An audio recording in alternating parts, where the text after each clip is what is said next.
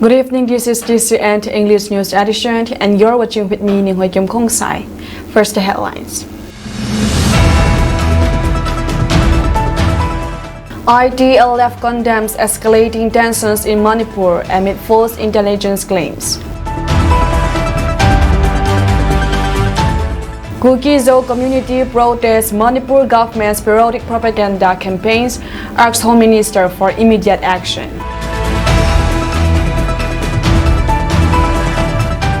MA working on modalities to extend SOO with Kuki militant groups.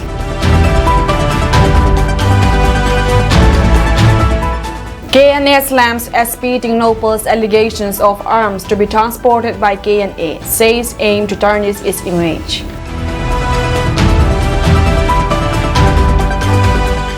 News in detail.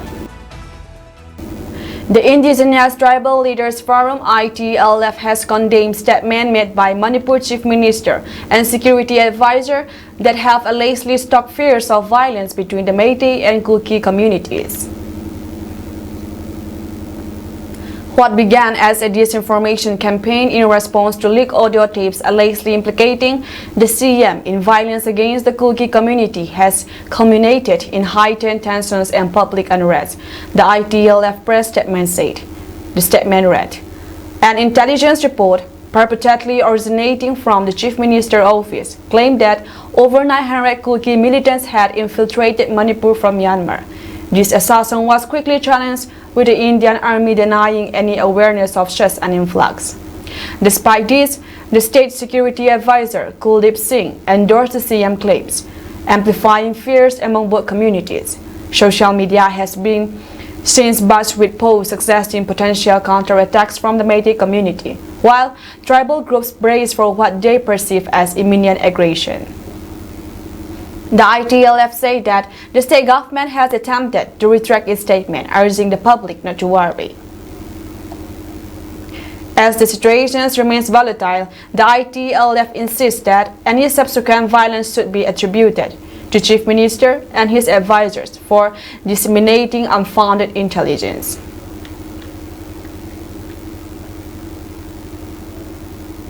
Braving heavy rain, thousands of Kuki-Zo people from across Sadar Hills, Kangpokpi district gathered for a massive protest rally at the Kangpokpi district headquarters, voicing their opposition to the alleged periodic propaganda campaigns by Manipur government and the majority Meitei community. The protesters call on Union Home Minister Amit Shah to take immediate action to address what they claim is part of an ethnocentric campaign against them. The rally, organized by the Committee on Tribal Unity Go-To, saw participants march from Nute Kaiklang in downtown Kangpokpi, chanting slogans to Office of Deputy Commissioner through National Highway 2. Upon arrival, a memorandum was submitted to Deputy Commissioner Mahesh Chowdhury, IAS, outlining the community's grievances and calling for urgent interventions from the Union government. Key points of the memorandum submitted by the Kuki-Zo community to Home Minister Amit Shah are protections of security institutions from political influence. The Kuki-Zo community urged the protections of security advisor and interagency unified command from political pressure exerted by Manipur state government, which is dominated by Meitei community. False propaganda against Kuki-Zo. The memorandum accuses the Meitei majority government of spreading false narratives through local media, branding the Kuki-Zo as narco-terrorists, poppy planters, and illegal immigrants, to incite hatred and drive them out of the Imphal Valley.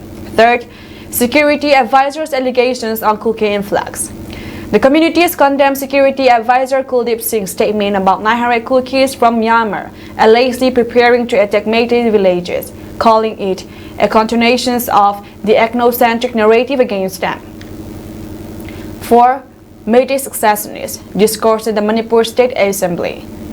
The memorandum calls for a reconsideration of constitutional validity of the Manipur State Assembly, highlighting the significance of the upcoming 28th of September 2024.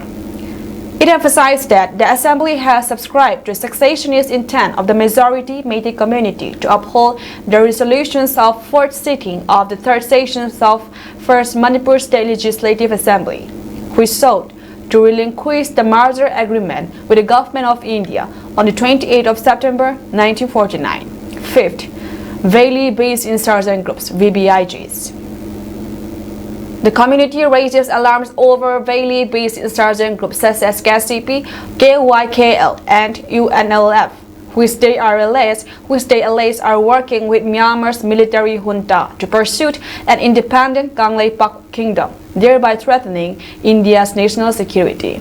Compliance and cooperations with the Yunnan government. The Kulkizo community highlights their cooperations with the Yunnan government's request during the conflict. Accept the relocations of burial sites at Lamka Churchampur, lifted the economic blockade on National Highway 2 in Kangpokpi despite the wishes of the people, resorted to defensive security measures as requested by the center. Accept the relocations of Assam Rifles battalions despite security concern. Urgency of suspension of operations, SOO negotiations. The memorandums urges the central government to expedite SOO negotiations with Kulkizo insurgent groups to prevent further victimizations of the community and facilitate peace in the region. Call for neutrality in security operations. The Kulkizo community calls for security advisor to maintain neutrality in handling the ethnic conflict, ensuring that no community is unjustly targeted in security operations. Appeal for national attention on secessionist movements. The memorandum warns that the involvement of insurgent groups and the secessionist rhetoric promoted by certain factions within the Métis community represent a transnational conspiracy against the Republic of India, requiring urgent national-level intervention. Request for immediate actions from the Yunnan government. The community seeks prompt actions from the central government to ensure the safety of Kulkizo, preserve India's national security, and resolve the ethnic tensions in Manipur. Go-to spokesperson NG Lun Kipgan asserted that the false intelligence reports regarding the influx of 900 Kulki militants from Myanmar are part of periodic propaganda campaigns by the Manipur government and the majority community, while urging the central not to subscribe to or engage with such narratives. Of the Deputy Commissioner of Kangpokpi to show a resentment in the form of representation to the Honorable Home Minister Sri Amit Shah ji. Incidentally, the state government under the office of the Chief Minister had issued an advisory note to the public concerning the purported influx of 900 Kuki armed militants from Myanmar into the state of Manipur, who would be launching atrocity against the Meitei villages. This unconfirmed report was subscribed by the security advisor Sri Kuldeep Singh, who is also the commander, who is also the chairman of the Inter-Agency Unified Command in the state. And he seems to have subscribed to the ethnocentric narratives of the majority Meitei community. The Kuki-Zo community never questions the sincerity of any officials deputed from the central government, whether in the civil secretariat, whether in the defense apparatus. In fact, we have accepted a request that is made from the government of India. Number one, we were asked to change a burial site at Churachandpur, Lamka, which we accepted. Number two, we were asked, our volunteers were asked not to play the offensive in this milieu, and we have been defending ourselves, our land, without being aggressive towards them. And thirdly,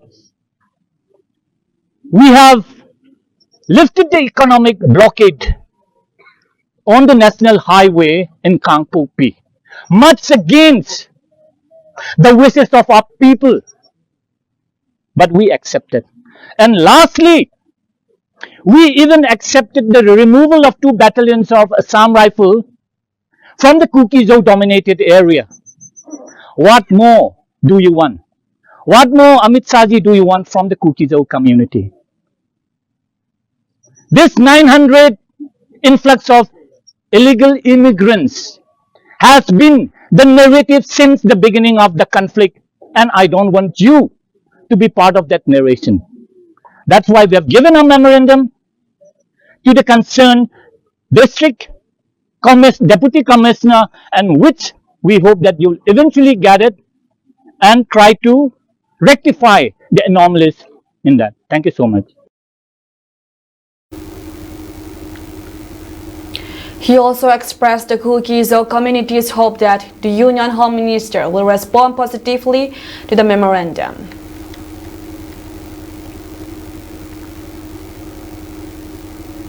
The Home Ministry is working on some strict rules that are to be imposed while extending the suspension of operations SOO with Kuki militants from Manipur, government sources said.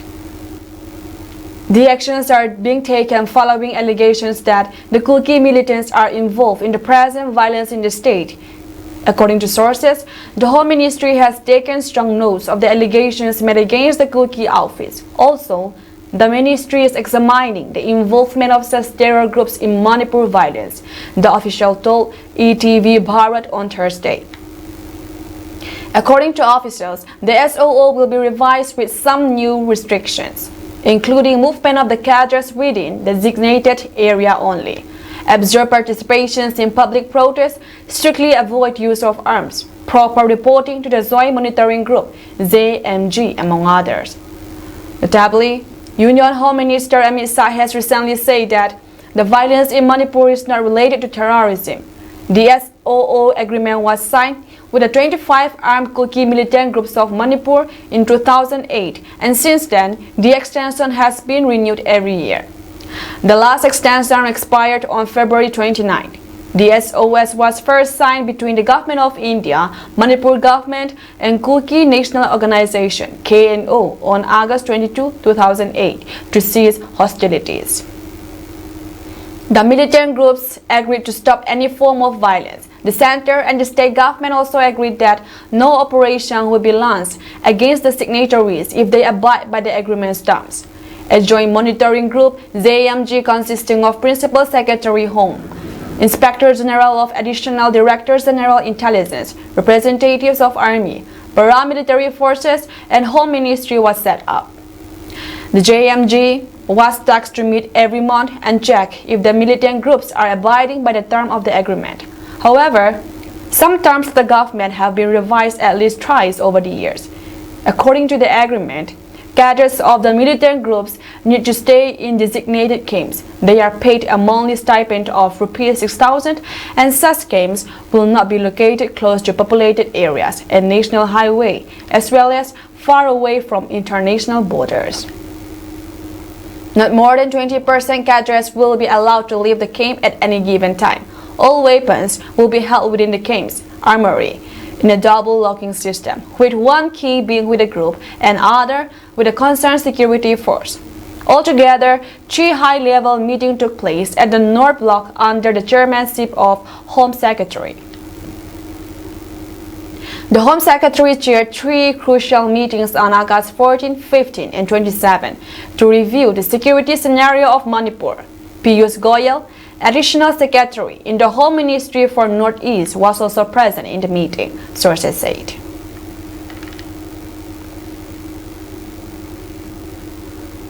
The false allegations made by SP Tingnopal Office Number 28, SPTLP/2024/6684, secret in lieu of MSG form, under the caption, KNA cadre will be escorting arms and ammunition and drugs from Myanmar through Haulempai and T Mino areas, is baseless and concocted story just to tarnish the image of KNA.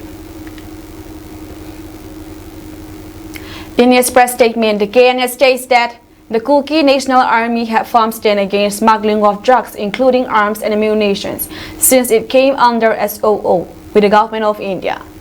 The organizations appealed the general public not to be misled by cheap propaganda of the present communal Manipur government and its mercenaries.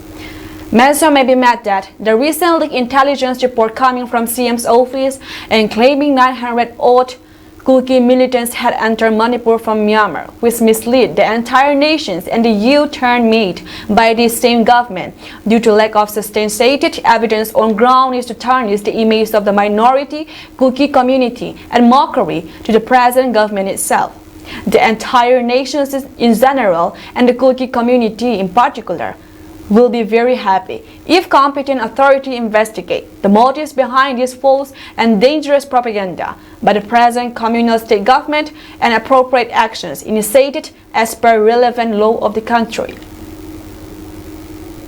The Kuki National Army appealed to SPT Nopal not to propagate unconfirmed sources in the future. If any untoward incident happened because of this false and baseless report, SPT Nopal will be held responsible, added the press statement.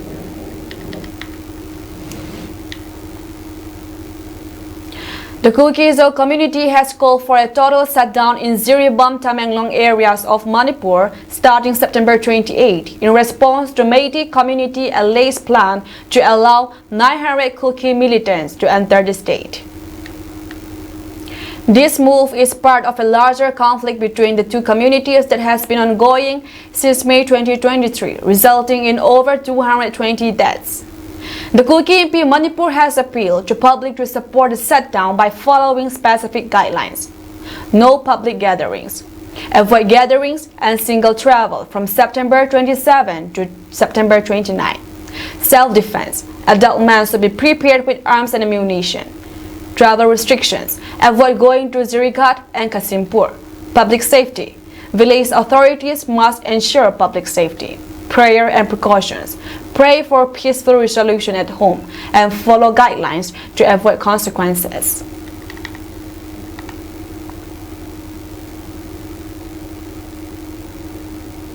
The Kuki MP, a traditional form of government for the Kuki people, has issued a public notice urging cautions and precautions due to rising tensions in Manipur. This comes after Manipur Security Advisor Kuldeep Singh announced that 900 Kuki militants will be allowed to enter Imphal Valley, sparking concerns among Kuki-Zo communities. Precautionary measure. Avoid gatherings and travel. Kuki-Zo communities are advised to avoid gatherings and travel from September 26 to September 28. No unnecessary movement. Avoid unnecessary movement or gatherings. Total shutdown. A total shutdown has been declared in Moreh and surrounding areas on September 28. The Kuki MP's precautions aim to protect his people and prevent further violence.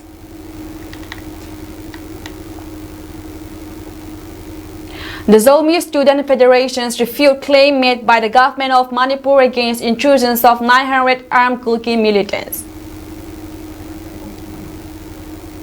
In continuation, saw the press release ZSF GSQ PR IPW 2024-97 dated 24 September 2024, in which ZSF has expressed its discontentment at the circulations of fake news regarding the ingress of 900 militants and the true motives behind such fake news. At 12 hours, 6 a.m. to 6 p.m., total shutdown on the 28th of September 2024 is hereby declared. The shutdown is necessitated by the need to demonstrate against not only the circulations of fake news, to defame and vilify the Zomi Kuki Mar people and to project them as militants, but as a precautions against the true intentions of the state government and armed Meitei groups who intend to use the fake news as a pretext to launch well-planned and large-scale attacks in the hill districts inhabited by the Zo people. The need to take precautions is felt even more given that 28 September is the date the third session of the Manipur Assembly resolved to oppose the merger of Manipur into the Union of India, that is, merger agreement in 1949, and its day plans to demonstrate against the merger are most likely to take the form of large-scale attacks by well-armed Meitei radical groups. While JSF GHQ urged the general public to observe the shutdown exemption for certain essential and emergency services such as medical, electricity, media, and water services, and education or examinations, related measures will be given.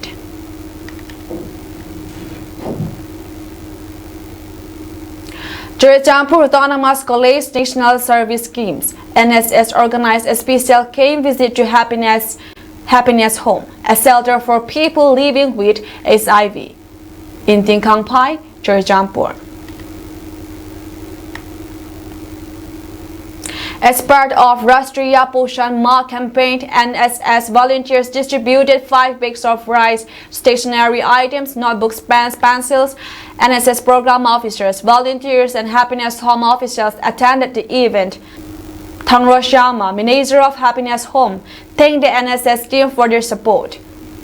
Lazui Luanga, program officer, NSS Churachandpur College, encouraged the PLHIV children, saying, "Despite your challenges, you are not alone. God is with you, and we are here to support you."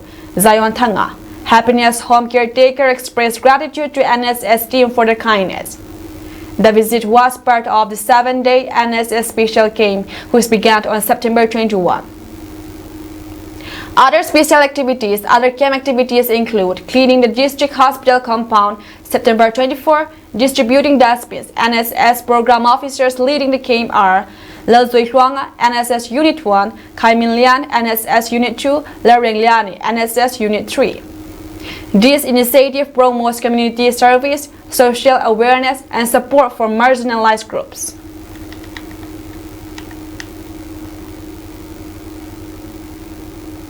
The Liang Mai Naga Council Eastern Zone LNCEJ said today that it strongly condemned the heinous attack on Wilubo Maran Mai, a resident of Kunkun Naga village and truck driver for Thomas Gate Agency in Tamenglong district.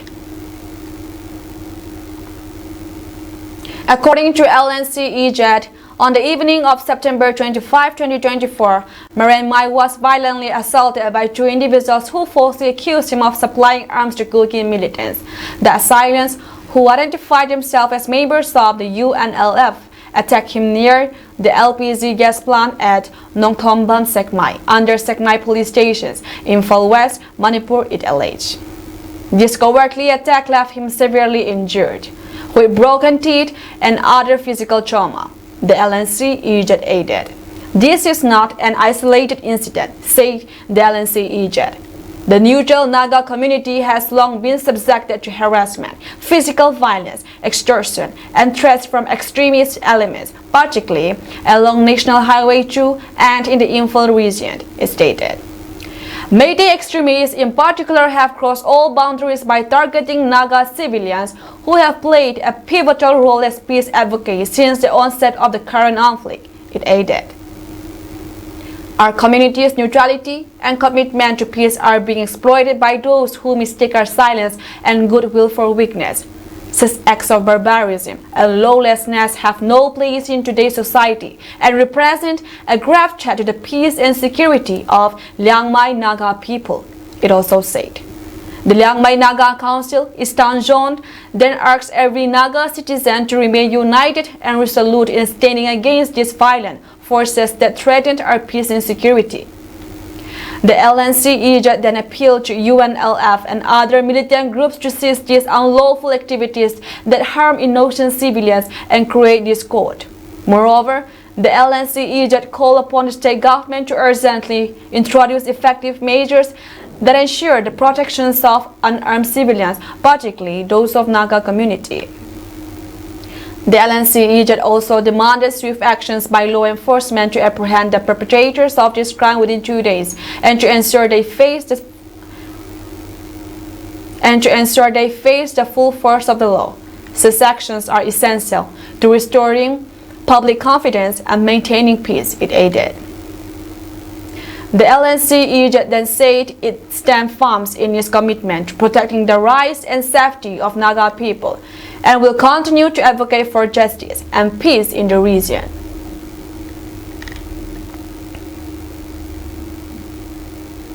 Tripura Governor Indrasena Reddy Nalu was on Thursday given additional charge as the Governor of Mizoram during the presence on leave of Haribabu Kambhampati, the Rashtrapati Bhavan has said. Kambhampati was named Mizoram Governor in July 2021.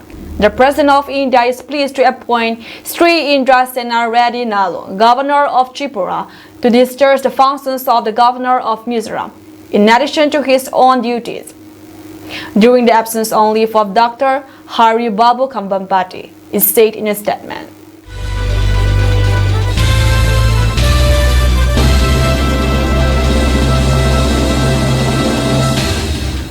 At least 43 people, including 37 children, drowned while participating in the Zivit-Putrika festival in Bihar. The festival, observed for the well-being of children, saw multiple drowning incidents in rivers and ponds across 15 districts on Wednesday. The tragic incidents were reported from several districts, including East and West Champaran, Nalanda, Aurangabad, Kanpur, Buzer, and more. Authorities are continuing rescue efforts to locate those still missing. While the state government remains focused on relief operations, the festivals of Zivit-Putrika involves women fasting and taking a holy dip for the prosperity and long life of their children, making the loss even more tragic. Zivit-Putrika or Jitiya Vrat is a Hindu festival observed primarily in the northern and eastern part of India, including Bihar, Uttar Pradesh, Jharkhand, and Nepal. It is celebrated by mothers who fast for the well-being, long life, and prosperity of their children. The festival spans 3 days, with the main ritual involving a strict Nirjala fast, meaning no water is consumed during the fast. The fast is considered an expression of a mother's devotions and love, with the belief that it will bring divine blessings upon their children. The festival is rooted in Hindu mythology, particularly the story of King Jimutavahana, whose sacrifice for the welfare of others is commemorated during this time. The celebrations began with Nahai Khai, where mothers take a purifying bath and eat a nourishing meal. The second day is marked by the rigorous fasting ritual, and the festival concludes on the third day with Parant, where the fast is broken with a meal.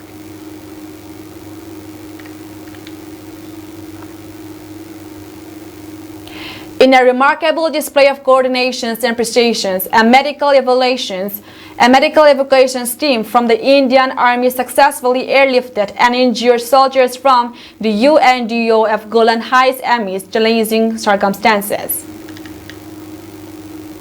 The operations conducted using a C-130 air ambulance was led by Lieutenant Colonel Anu Singh, accompanied by 2 paramedics from Base Hospital, Delhi Cantonment. The evacuations was a result of a joint effort involving the Indian Army, Indian Air Force, the Ministry of External Affairs (MEA), and other key agencies. The team provided critical care to the injured soldier throughout the flight, ensuring his safe transfer to India. The injured soldier, Havildar Suresh R., a 33-year-old Indian Army personnel, has sustained severe head injuries while on duty. His medical history includes 30 days of treatment at Rambam Hospital in Haifa, Israel, where he was diagnosed with subarachnoid hemorrhage, diffuse axonal injury, and left-sided hemiparesis. Upon admission to a level 1 hospital in Israel on 20 September, his condition was critical and he was disoriented. Because of expert medical care provided during the evacuations, Havildar Suresh's condition stabilized during the journey. His vitals are now stable and he is maintaining a saturation level above 98% with improved body movements and a Glasgow Coma Scale GCS score of 10 out of 15. The air ambulance took off from Tel Aviv at 1:20 a.m. IST and landed in Zamnagar at 10 a.m. IST.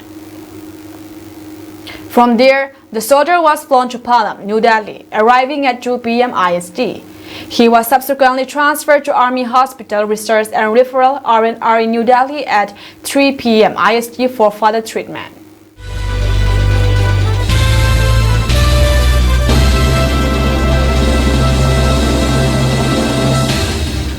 Nearly 700 people have been killed in Lebanon this week, according to Lebanon's health ministry, as Israel dramatically escalated strikes, saying it is targeting Hezbollah military capacities. Over the past week, Israel has carried out several strikes in Beirut targeting senior Hezbollah commanders. Earlier in the day, a strike in eastern Lebanon killed 20 people, most of them Syrian migrants, according to Lebanese health officials. Also Thursday, the health ministry said 2 people were killed and 15 were wounded after an Israeli airstrike hit an apartment building in a southern suburb of Beirut. The Israel Defense Force said the strike killed a Hezbollah Joint Commander, Mohammed Hussein Surar.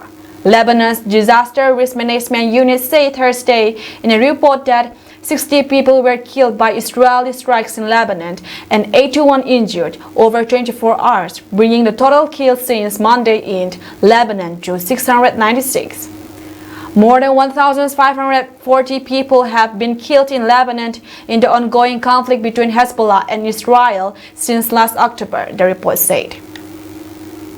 After the Beirut explosion, dozens of rockets were fired toward the northern Israeli city of Safed, with one hitting a street in a nearby town. In total, 175 projectiles were fired from Lebanon on Thursday, the military said. Most were intercepted or fell in open areas, some sparking wildfires. The strikes came after Israel's military chief said Wednesday that the country was preparing for a possible ground operations in Lebanon as Hezbollah launched dozens of rockets into Israel. Prime Minister Benjamin Netanyahu said Thursday that Israel is striking Hezbollah with full force and won't stop until its goals are achieved. Last Wednesday, the United States, France, and other allies jointly called for an immediate 21-day ceasefire to allow for negotiations as fear grows that the violent escalations in recent days, following 11 months of cross-border exchange of fire, could grow into an all-out war. The International Organizations for Migration estimated Thursday that more than 2 lakh people have been displaced in Lebanon since Hezbollah began firing rockets into northern Israel in support of Hamas after it stormed into Israel, sparking the Israel-Hamas war. That figure includes the more than 1 lakh who were displaced before this week's escalation.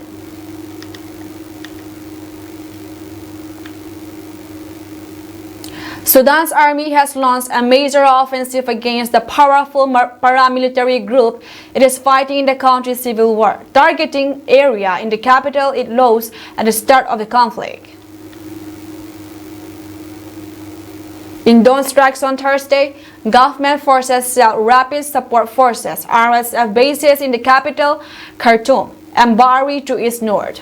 Sudan has been embroiled in a war since the army and the RSF began a feisty struggle for power in April 2023, leading to what the UN has called one of the world's worst humanitarian crises. Up to 150,000 people have been killed in the conflict, while more than 10 million people, about a fifth of the populations, have been forced from their homes. The military escalation comes despite US-led effort to broker a ceasefire, which has been discussed on the sidelines of the UN General Assembly this week. Residents of the capital said the artillery and the airstrike started overnight and intensified at dawn. Numerous accounts say the army crossed key bridges over the River Nile, which has separated government-controlled areas in Omdurman from the regions controlled by the RSF. The RSF claimed to have repelled the attempts, but sounds of clashes and plumes of smoke were reported coming from locations in central Khartoum. Since early in the war, the paramilitaries have been in control of nearly all of the capital.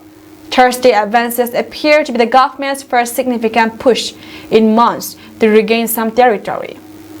Speaking later at the UN General Assembly in New York, Sudan's de facto leader, Gen Abdel Fattah al-Burhan, said that he supported efforts to bring an end to the war, but only if they brought an end to RSF occupations of Sudanese territory. He questions why the international community had not stepped in to help counter the group. and accused states in the region of providing funding and mercenaries for their own political and economic benefit in flagrant violations of law and international law. A simple guide through Sudan war. The UN has called for immediate actions to protect civilians and end the fighting. It states that since the start of September, it has documented at least 78 civilian deaths as a result of artillery sallies and airstrikes in the greater Khartoum area. Most of the worst and most intense fighting has taken place in heavily populated regions. Both sides have accused each other of indiscriminately bombing civilian areas. Relentless hostilities across the country have brought misery to millions of civilians, triggering the world's fastest growing displacement crisis, warned the UN on Wednesday.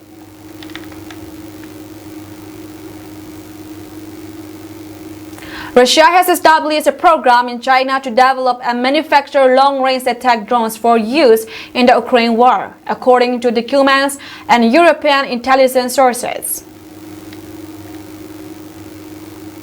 IEM Kupol, a subsidiary of Russian state-owned Almaz-NT, has created and tested the Garpia 3 Z3 drone in China with local experts. Reports indicate that these drones can now be produced at scale in China to support Russia's military operations.